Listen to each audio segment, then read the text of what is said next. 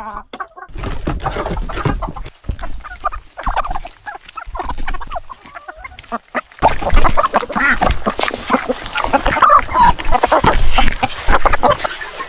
okay.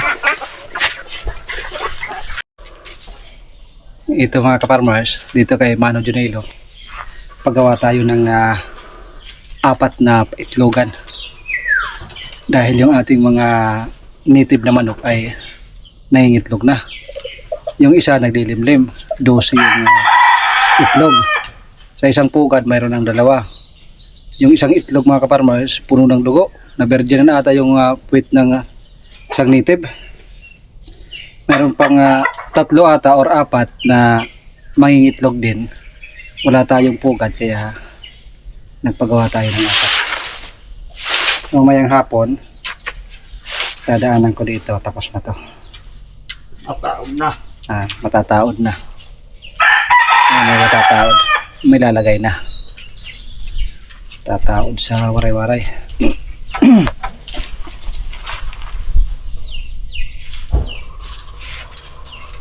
Naano pa ngayon? Susuguro pa ngayon. Walang pag-ipagsugo. Lukoton. Tapos, damuan mo. Butagan ko dalang dugnet. Sususo pa ngayon. Suso pa din eh. Pulido yung pagkagawa. Yung pagkagawa natin. Basta malara. Binilog. Tapos na. Lagyan ng parang damit sa ilalim.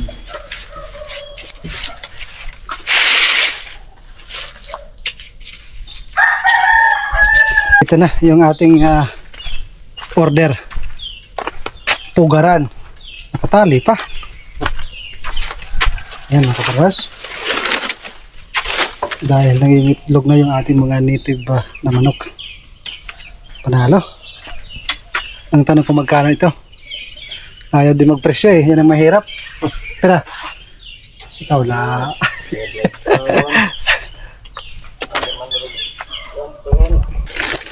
Oray. Mula lagi pero harayo.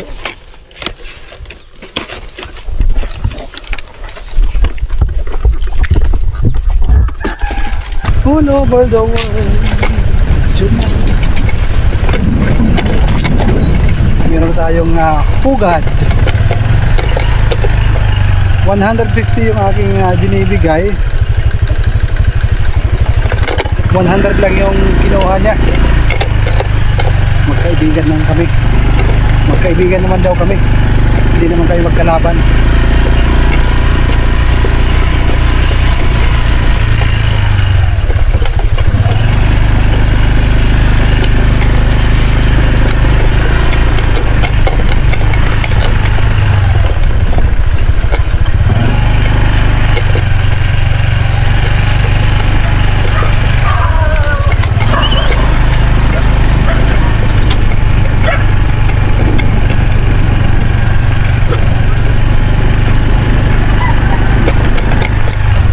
There. Yung ating automatic na gate. Oops. Alis.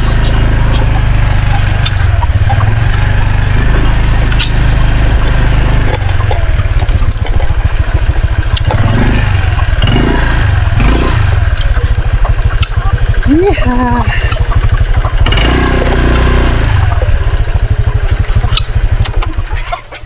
Ang buhay ng isang farmers. Ito na yung inyong itlogan.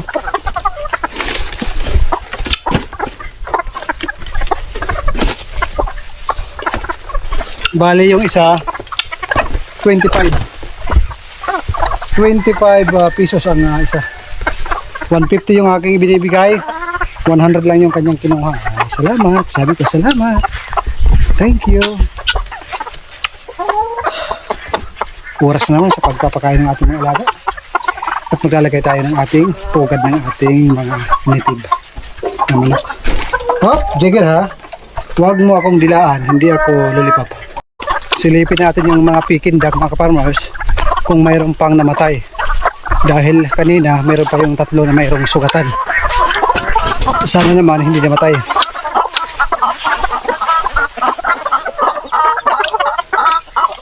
Nagtanong-tanong ako sa mga taga rito, mga kapanors, kung ano yung cause sa pagkamatay ng ating mga alagang Peking duck.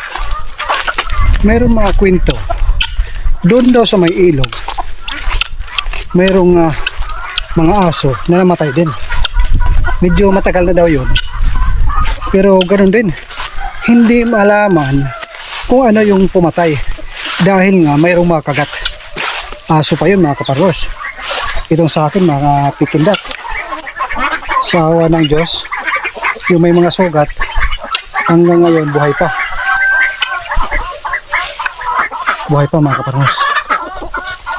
6 yung nalagas.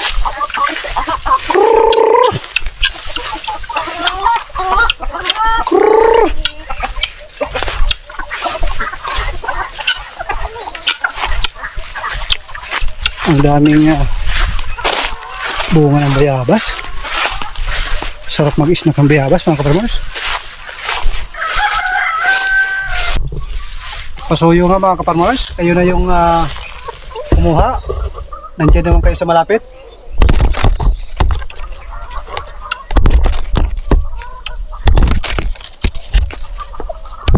Kunting pagpag lang yan, ayos na.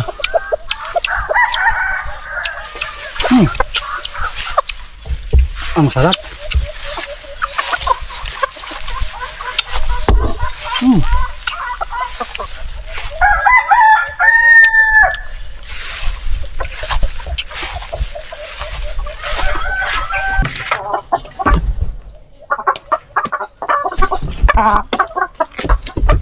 Ito yung squash. Dahan-dahan. Excited, mga kaparmers.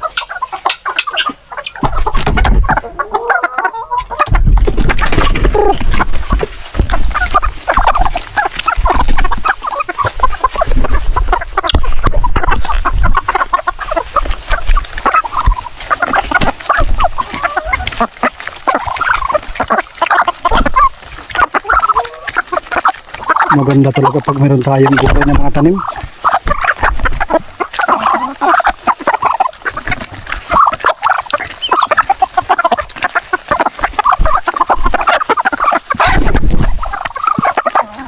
Yung mga hari, yung ganyan na yan. Bahala kayo dyan.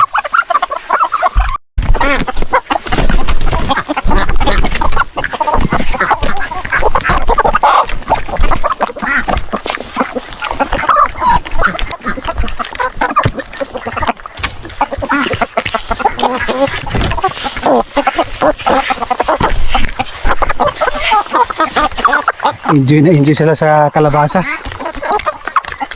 Pagkatapos nito, commercial feeds yung ating papakain, yung pampaitlog.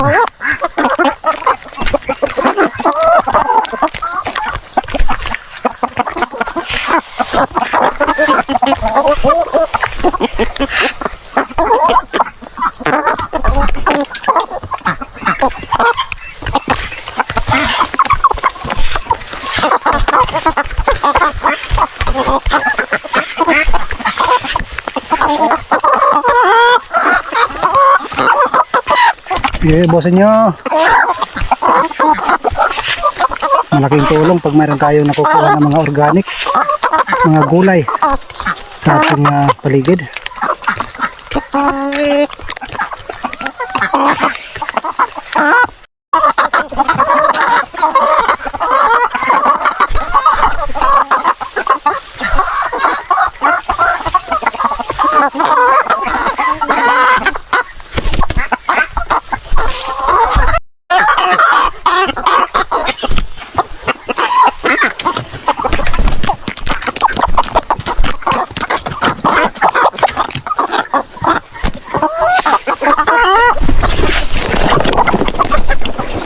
Ang gulo niya.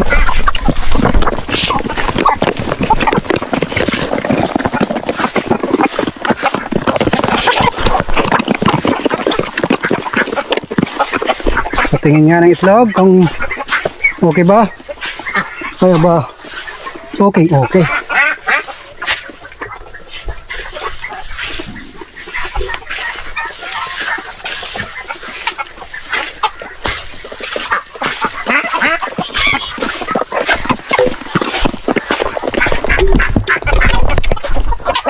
Sa awa ng Diyos, yung ating mga Peking duck, malalakas pa naman.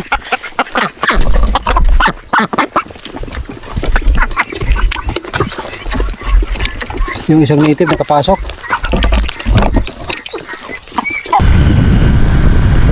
Ano pa boys?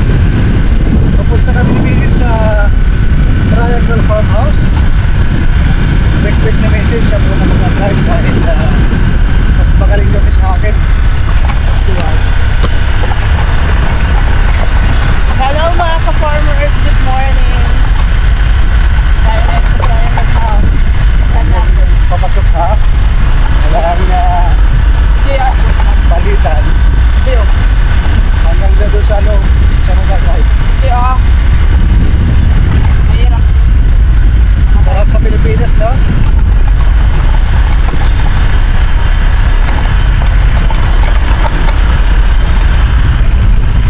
Hop. Mahirap ang daan dito mga ka-farmers. Pero kakayanin na. Sorry.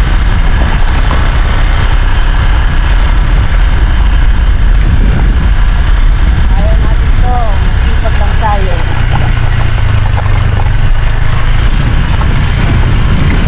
Pati-pati dito. Maroon mo kasi yung train, no?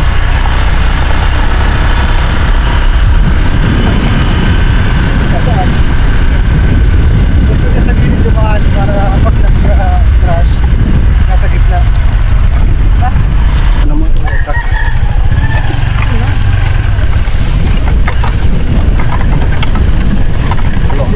Kalabaw. Dito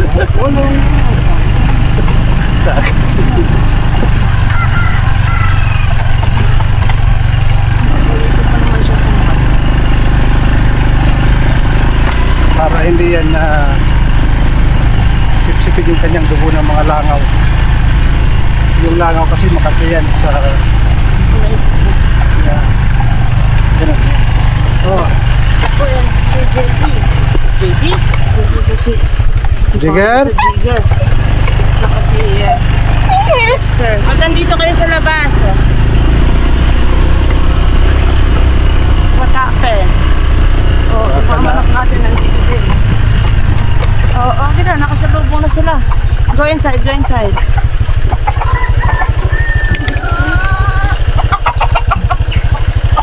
Ayan mga ka-farmers, nandito na tayo sa Triangle House. Supaw ito, supaw. Ayan na. Tawa nga ito.